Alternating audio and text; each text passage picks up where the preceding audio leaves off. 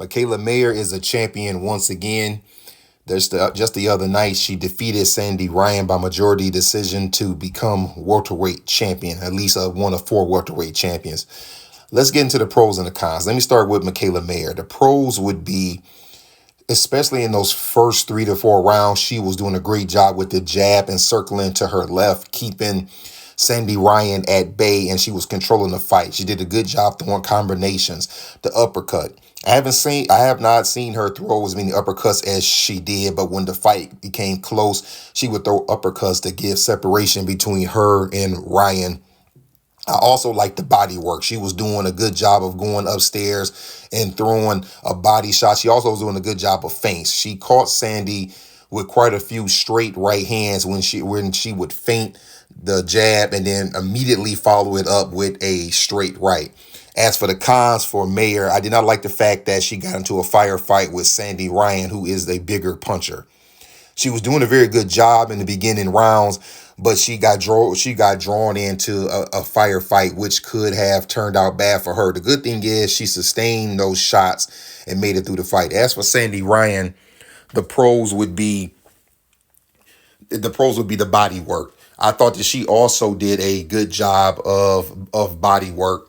Her toughness, the fact that when Mayer was getting in close, she would shell up and throw short shots. I like the short shots that Sandy Ryan was throwing.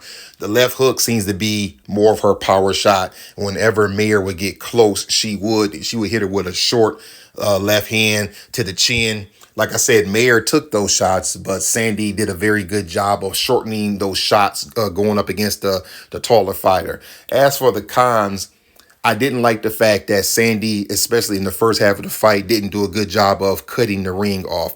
Mikaela was moving to her left and Sandy was moving to her left, which really means that she was just following Mayer around the ring, when I thought that Ryan should have started moving to her right, or at least taking a side step to her right so she could cut off Mayer from trying to circle her, and she could pretty much keep Mayer in front of her and let off her shots. Because to me, that was the way that Ryan was going to win the fight. I didn't think that she would knock Mayer out, but I thought that she could win with her accumulation of shots. She could overwhelm her with shots. She could even hurt her with shots, which she did in the fight.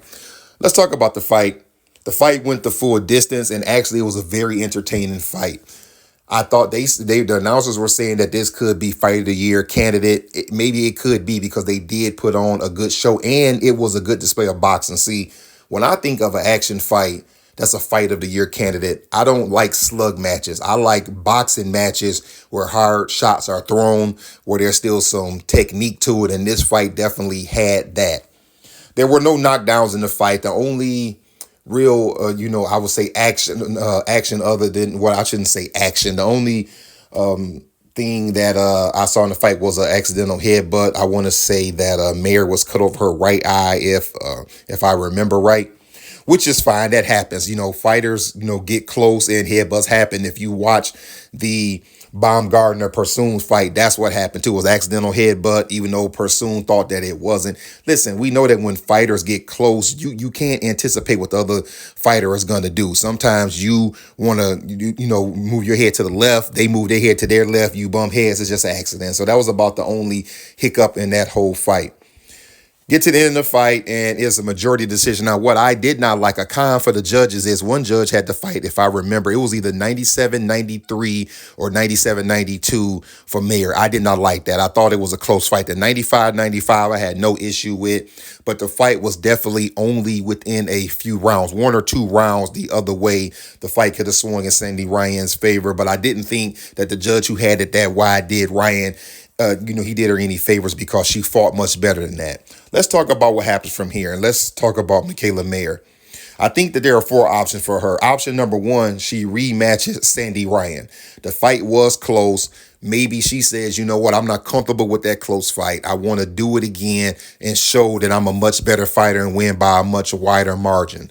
Number 2, Habazine has a title. She could go for all the titles. Habazine has a title. She could go for her next, so she can have 2 titles. The third option would be Lauren Price. I think that would be a tough fight for Mikaela Mayer, but Price does have a belt if she wants to unify. And then last will be a rematch with Natasha Jonas, who has the other welterweight title. All right, fight fans, what did you think about the fight? Were you entertained? Do you believe that it could have been a fight of the year candidate, as some of the announcers were saying? And what do you want to see out of those four options that I laid out? What would you like to see Mikaela Mayer do next? All right, if you haven't already, like, comment, subscribe, hit the notification bell so we can keep talking boxing. That's all I got for this one. I'll let y'all later.